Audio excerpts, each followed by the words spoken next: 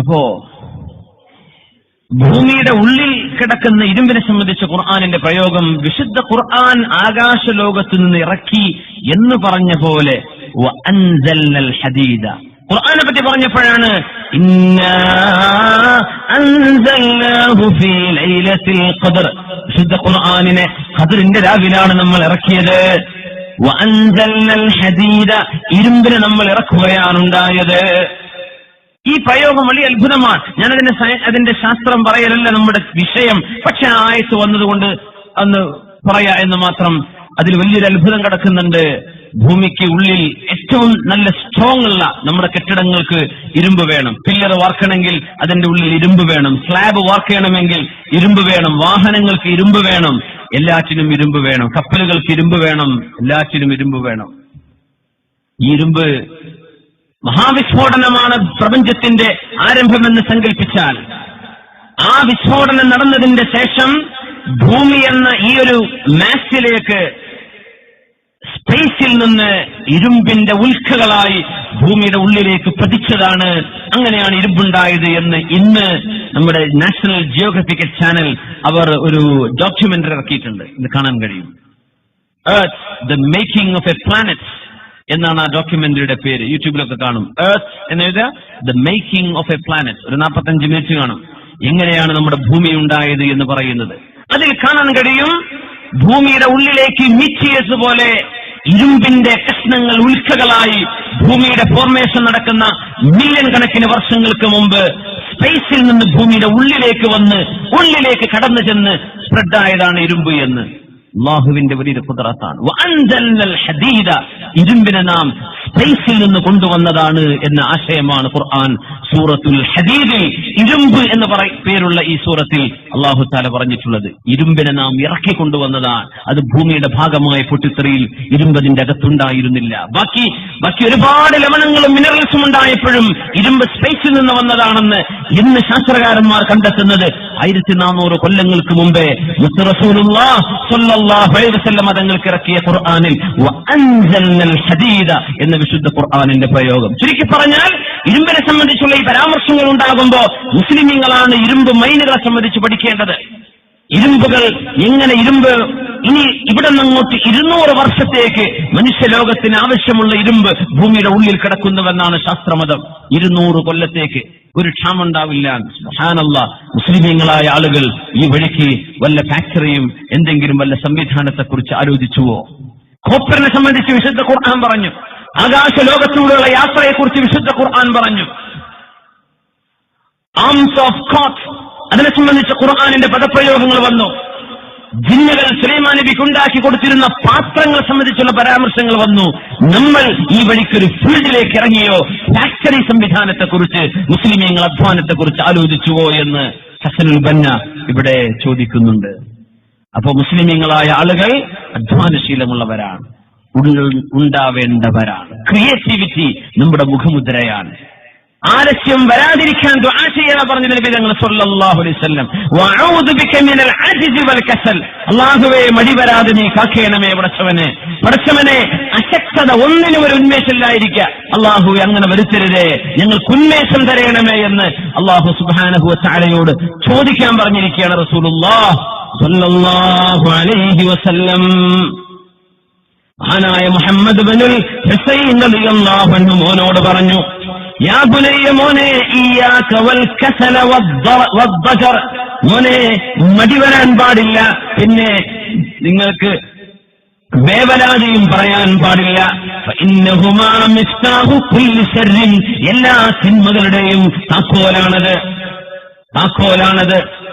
മടി വന്നു കഴിഞ്ഞാൽ നിങ്ങളുടെ ഹക്ക് നിങ്ങൾക്ക് വീട്ടാൻ കഴിയാതെ വരും. മടി വരരുതേ, കാരണം പുരുഷൻ വബിമാ അൻഫഖു, സ്ത്രീകൾക്ക് അവർക്ക് ആവശ്യമായത് അവരുടെ താമസം, ഭക്ഷണം, വസ്ത്രം, പാർപ്പിടം, അവരുടെ സംരക്ഷണം, ഇതൊക്കെ കൊടുക്കേണ്ടത് പുരുഷനാണ്, പുരുഷന്റെ ബാധ്യതയാണ്. അതുകൊണ്ടാണ് ഒരു പെണ്ണും ഇസ്ലാമിക ഗവൺമെന്റിന്റെയോ ഇസ്ലാമിക ശരീഅത്തിന്റെയോ കീഴിൽ ജീവിക്കുമ്പോ ഒരു പെണ്ണിനോടും ജോലിക്ക് പോകാൻ ശറഅ് നിർബന്ധിക്കില്ല. ഗതികെട്ട ആളൊഴികെ, ഗത്യന്തരമില്ലാതെ ആളൊഴികെ. ഒരു പെണ്ണിനെ അവളെ സംരക്ഷിക്കേണ്ടവരുടെ ഭർത്താവ്, അല്ലെങ്കിൽ തന്റെ വാപ്പ, അല്ലെങ്കിൽ തന്റെ സഹോദരൻ, ഇവരാരുമില്ലാത്ത നേരത്ത് നിർബന്ധിത സാഹചര്യത്തിലല്ലാതെ ഒരു പെണ്ണിന് അള്ളാഹു അനുവദിക്കുന്ന ഇസ്ലാമിക സാഹചര്യങ്ങളിൽപ്പെട്ട ഒരു ജോലിയിലല്ലാതെ ഒരു പെണ്ണിന് പോകാൻ പാടുള്ളതല്ലോ. ഒരു പെണ്ണിനെ പഠിച്ചു, അവൾക്ക് വിവരമുണ്ട്, വിദ്യാഭ്യാസമുണ്ട്, അവളെ നിർബന്ധിച്ച് പറഞ്ഞേക്കാൻ പാടില്ല ഭർത്താവിന്. നീ പോയിക്കോ, നീയല്ലേ MCA പാസ്സായത്, ഞാൻ SSLC ഫെയിലാണല്ലോ, നീ പോയിട്ട് ജോലി ചെയ്തു വാ, ഞാൻ വീട്ടിലിരിക്കാം, മക്കളെ നോക്കാം. അല്ല, നിനക്ക് അധ്വാനിക്കാൻ കഴിയുമോ? കൂലിപ്പണിയെടുത്തിട്ടെങ്കിലും നീ അധ്വാനിക്കണമെന്ന് ഭർത്താവിനോട് പറയുന്നുണ്ട്. ഭാര്യയെ നിർബന്ധിക്കാൻ പാടില്ല. പക്ഷേ അവൾക്ക് ഇസ്ലാമികമായ സാഹചര്യത്തിൽ, അംഗീകരിക്കുന്ന ഒരു സാഹചര്യത്തിൽ അവൾക്ക് ജോലിയുണ്ട്, അവൾക്ക് പോകാം. അവൾക്കിഷ്ടമാണെങ്കിൽ, അവളുടെ ബാധ്യത നിർവഹിക്കാൻ അവൾക്ക് സാധിക്കുമെങ്കിൽ, മക്കളോടുള്ള ബാധ്യതയിൽ വീഴ്ച വരുത്തുകയില്ലെങ്കിൽ അവൾക്ക് പോകാം. ഇത്രയേ ഉള്ളൂ. പുരുഷനോട് അങ്ങനെയാണോ? നീ ജോലി ചെയ്തേ പറ്റൂ, പുരുഷനോട് നീ അധ്വാനിച്ചേ പറ്റൂ, നീ ജോലി ചെയ്തേ പറ്റൂ. അതുകൊണ്ടാണ് പുരുഷന് അനന്തര സ്വത്തിന്റെ പെണ്ണിന് കിട്ടുന്നതിന്റെ ഇരട്ടി പുരുഷനുണ്ട് എന്ന് പറയാൻ കാരണം. വാപ്പ സ്വത്ത് വാക്കി വെച്ചത് 1.5 ലക്ഷം രൂപയാണെന്ന് വിചാരിക്കുക. ഒരാണും ഒരു പെണ്ണോ ഉള്ളത് സങ്കല്പിക്കുക. പെണ്ണിന് 50,000 കിട്ടുമ്പോ ഈ പുരുഷൻ എത്ര കിട്ടണം? 1 ലക്ഷം വേണം. 50,000 ഇരട്ടി വേണം. പെണ്ണുങ്ങൾ പറഞ്ഞേക്കരുത്, അതെന്താ അങ്ങനെ? ഞങ്ങളും വാപ്പയും തമ്മിലുള്ള ബന്ധം അങ്ങനെയല്ലല്ലോ, ആണും പെണ്ണുമെന്ന് വാപ്പ വേർതിരിച്ച് കണ്ടിട്ടില്ലല്ലോ, പിന്നെ എന്തേ അനന്തര സ്വത്ത് ഇങ്ങനെ? ഇത് അള്ളാഹുവിന്റെ നിയമമാണ് പെണ്ണേ. കാരണം എന്താണെന്നറിയോ? നിന്റെ കയ്യിൽ വാപ്പയുടെ 1.5 ലക്ഷത്തിൽ നിന്ന് 50,000 നിന്റെ കയ്യിലേക്ക് വന്നാൽ ആ 50,000 നിനക്കുള്ളതാണ്, കയ്യിൽ വെച്ചോ. നിന്റെ സഹോദരന്റെ കയ്യിൽ അത് 1 ലക്ഷമായി അല്ലാഹു കൊടുത്തത്, ഈ കൊടുത്തിരിക്കുന്ന പൈസയിൽ നിന്ന് വേണം അവനവന്റെ ഉമ്മയെ വാപ്പയെ നോക്കാൻ. ഉമ്മ ജീവിച്ചിരിക്കുന്ന ഉമ്മയെ നോക്കണം, സ്വന്തം പെങ്ങളെ നോക്കണം, അവൻ സ്വന്തം മക്കളെ നോക്കണം. കല്യാണം കഴിക്കാത്തവനാണെങ്കിൽ മഹർ കൊടുക്കണം, കല്യാണത്തിന് ചെലവഴിക്കണം. അത് ഇവന്റെ ഈ പൈസയിൽ നിന്ന് പോകണം. നിന്റെ പൈസ നീ സൂക്ഷിച്ചു വെച്ചോ, അത് നിനക്കുള്ളതാണ്, ചെലവഴിക്കണ്ട. നിനക്ക് നിന്റെ ആങ്ങളെ ചെലവഴിക്കാൻ കടപ്പെട്ടവനാണ്, അതുകൊണ്ട് നിന്റെ പൈസക്ക് ചെലവ് വരുന്നില്ല, പുരുഷന് വരുന്ന പൈസക്ക് ചെലവുണ്ട്. അള്ളാഹു നേരെ മറിച്ചാണ് അള്ളാന്റെ തീരുമാനം എന്ന് വിചാരിക്കുക. പകുതിയും മതി എന്ന് പറഞ്ഞാൽ 75,000 പെണ്ണിനും 75,000 പുരുഷന്റെയും കയ്യിൽ കൊടുത്താൽ അവരുടെ 75,000 കയ്യിലുണ്ട്. ഇവന്റെ 75,000 നിന്ന് 25,000 മഹറിന് പോയി, ഒരു 20,000 കല്യാണ ചെലവിന് പോയി, ഒരു 10,000 കുട്ടിയുടെ സ്കൂളിലേക്ക് ഫീസിന് പോയി, ഒരു 10,000 വാപ്പയുടെ ചെലവിന്. ഇവന് പിന്നെ എന്ത് ബാക്കിയായി? അത് അല്ലാഹു ചെയ്യുന്ന നീതിയാണോ? അല്ല. അതുകൊണ്ട് പുരുഷനോട് നീതി ചെയ്യാനാണ് പെണ്ണിന്റെ ഇരട്ടി നിനക്കുണ്ട് എന്ന് പറയാൻ കാരണം. പെണ്ണിന്റെ സ്വത്ത് അവൾക്കുള്ളതാണ്, ചെലവഴിക്കണ്ട. ആരും അവളോട് ചോദിക്കൂല. പുരുഷന്റേത് അവൻ ചെലവഴിക്കണം, പെണ്ണിന് ചെലവഴിക്കണം, അവന്റെ ഭാര്യയ്ക്ക് ചെലവഴിക്കണം, പാപ്പാക്ക് ചെലവഴിക്കണം, മക്കൾക്ക് ചെലവഴിക്കണം. ഇതവന്റെ ബാധ്യതയാണ്. അതുകൊണ്ടാണ് അല്ലാഹു പുരുഷന്റേത് പെണ്ണിന്റെ ഓഹരിയെക്കാളും ഇരട്ടിയാണ് എന്ന് പറയാൻ കാരണം. അല്ലാഹു അനീതി കാണിച്ചിട്ടില്ല. പെണ്ണിനെങ്ങനെ തോന്നിപ്പോകരുത്, അല്ലാഹു അനീതിയല്ലേ കാണിക്കുന്നത്. അതുകൊണ്ട് നിങ്ങൾ ജോലി ചെയ്യാതിരുന്നാൽ നിങ്ങൾ ചെയ്യേണ്ട ബാധ്യതകൾ നിങ്ങൾക്ക് നിർവഹിക്കാൻ കഴിയാതെ വരും. നിങ്ങൾക്ക് വേവലാതിയും വെപ്രാളവും വന്നു കഴിഞ്ഞാൽ ഹക്കിന്റെ വിഷയത്തിൽ അടിയുറച്ചു നിൽക്കാൻ നിങ്ങൾക്ക് സാധിക്കാതെ വരും. അതുകൊണ്ട് അതും വേണ്ട. അതുകൊണ്ട് മടി വരരുത്, വേവലാതിയും വരരുത്, നിങ്ങൾക്ക് അശക്തതയും സംഭവിക്കരുത്. ഇത് രണ്ടും എല്ലാ ഷർറുകളുടെയും താക്കോലാണെന്ന് മഹാനായ മുഹമ്മദ് ഇബ്നുൽ ഹുസൈൻ റളിയല്ലാഹു അൻഹു സ്വന്തം മോനോട് ഉപദേശിച്ചത് നമ്മുടെ ആലിമ്യങ്ങൾ റിപ്പോർട്ട് ചെയ്തിരിക്കുകയാണ്. അബ്ദുല്ലാഹി ഇബ്നു മുബാറക് റളിയല്ലാഹു അൻഹു ജാഹിലിയങ്ങളിൽ പ്രമുഖനാണ്. ജിഹാദിന്റെ ലോകത്തെ രാജകിരീടമുള്ള ആളാണ് മഹാനായ അബ്ദുല്ലാഹി ഇബ്നുൽ മുബാറക് റളിയല്ലാഹു അൻഹു. ബഹുമാനപ്പെട്ടവർ കച്ചവടം ചെയ്ത് ജീവിച്ച മഹാനാണ്. അപ്പോ ഒരാൾ ചോദിച്ചു, അൻത തഅമുറുനാ ബിസ്സുഹുദി വനറാക തഅതിൽ ബളായിഅ മിൻ ഖുറാസാന ഇലൽ ബലദിൽ ഹറാം കൈഫ ലാ. മക്കയിൽ ജീവിക്കുന്ന അബ്ദുല്ലാഹി ഇബ്നു മുബാറക് റളിയല്ലാഹു അൻഹുവിനോട് ഒരാൾ വന്ന് പറഞ്ഞ സംശയം, അബ്ദുല്ലാഹി മുബാറക് എന്നവരെ, നിങ്ങളല്ലേ ഞങ്ങളോട് പരിത്യാഗം ചെയ്യണമെന്ന് പറഞ്ഞത്?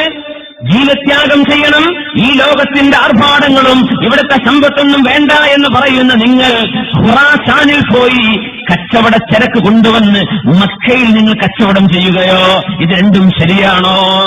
എന്ന് ചോദിച്ചപ്പോഴാണ് തസവുഫിന്റെ ആലിമീങ്ങളുടെ ഏറ്റവും പ്രഗത്ഭനായ ഇമാം അബ്ദുല്ലാഹി ഇബ്നു മുബാറക് റളിയല്ലാഹു അൻഹു തസവുഫിന്റെ മാർഗം സ്വീകരിക്കുന്ന ആളുകൾ ജോലി ചെയ്യാതെ മൂലയിലിരിക്കണമെന്നോ മറ്റുള്ളവർ കൊണ്ടുകൊടുക്കുന്നത് വാങ്ങിച്ചു കഴിച്ചാൽ മതിയെന്നോ അങ്ങനെയല്ല എന്ന് തിരുത്തുകയാണ്. അബ്ദുല്ലാഹി മുബാറക് തങ്ങൾ പറയുന്ന വാക്ക് കേൾക്കണം. യാ അബാ അലി إنما فعل ذا لأصون وجهي وأكرم عرضي. ഞാൻ കച്ചവടം ചെയ്യുന്നത് എന്റെ മുഖത്തിന്റെ കാന്തി, എന്റെ മുഖത്തിന്റെ ശോഭ രക്ഷിക്കുവാനാണ് എന്ന് പറഞ്ഞാൽ അപമാനിതനാവാതിരിക്കാൻ. എന്റെ അഭിമാനം സംരക്ഷിക്കാനുമാണ്. എന്റെ റബ്ബിനനുസരിക്കാൻ എനിക്ക് പൈസ വേണ്ടേ, അതിനാണത്. لا أرى لله حقا إلا سارعت إليه حتى أقوم به. അല്ലാഹുവിന് വേണ്ടി ചെയ്യേണ്ട ഏത് വിഷയവും ഞാൻ അറിഞ്ഞാൽ ഞാൻ വളരെ പെട്ടെന്ന് അതിലിടപെടുന്ന ആളാണ്. ആർക്കെങ്കിലും പൈസ ആവശ്യം വന്നാൽ ഉടനെ എടുത്തു കൊടുക്കും. കടമുണ്ടെന്ന് പറഞ്ഞാൽ ഉടനെ കൊടുത്തു. അങ്ങനെ ഒരാളുടെ ആവശ്യം നിർവഹിച്ചു കൊടുക്കാൻ വല്ലാതെ ഇഷ്ടപ്പെടുന്ന ഞാൻ എന്റെ കയ്യിൽ പൈസ ഇല്ലാതെ വന്നാൽ എങ്ങനെ എനിക്കത് നിർവഹിച്ചു കൊടുക്കാൻ കഴിയും? അതിന് കച്ചവടം ചെയ്യണ്ടേ? അതുകൊണ്ടാണ് ഞാൻ കച്ചവടം ചെയ്യുന്നത്. ആര് പറഞ്ഞു? തസൂഫിന്റെ ഇമാമിയങ്ങളിൽ പ്രമുഖനായ അബ്ദുല്ലാഹി ഇബ്നു മുബാറക് റളിയല്ലാഹു അൻഹു. എന്താ അത്ഭുതമെന്നറിയോ? ഒരു വർഷം തന്റെ സമ്പത്ത് കൊണ്ട് ബഹുമാനപ്പെട്ടവർ സ്വതക്ക ചെയ്തിരുന്നത് കാന യതസദ്ദഖു ഫീ കുല്ലി സനത്തിൻ 100,000 ദിർഹം. 1,00,000 ദിർഹം പാവപ്പെട്ടവർക്ക് ഓരോ വർഷവും സ്വതക്ക കൊടുത്തിരുന്ന മഹാനാണ് തസൗഫിന്റെ ഇമാമിയങ്ങളിൽ പ്രമുഖനായ ഈ അബ്ദുല്ലാഹി ഇബ്നു മുബാറക് റളിയല്ലാഹു അൻഹു. صلوا على النبي محمد وآله. اللهم صل على سيدنا محمد وعلى آل سيدنا محمد وبارك وسلم عليه. اللهم صل على سيدنا محمد وعلى آل سيدنا محمد وبارك وسلم عليه. ഒരുപാട് സ്വലാത്ത് നമ്മുടെ ഹബീബിന്റെ ഹദറത്തിലേക്ക് എത്തും. അള്ളാഹു എത്തിച്ചു കൊടുക്കട്ടെ, അവിടുത്തെ അള്ളാഹു സന്തോഷിപ്പിക്കട്ടെ.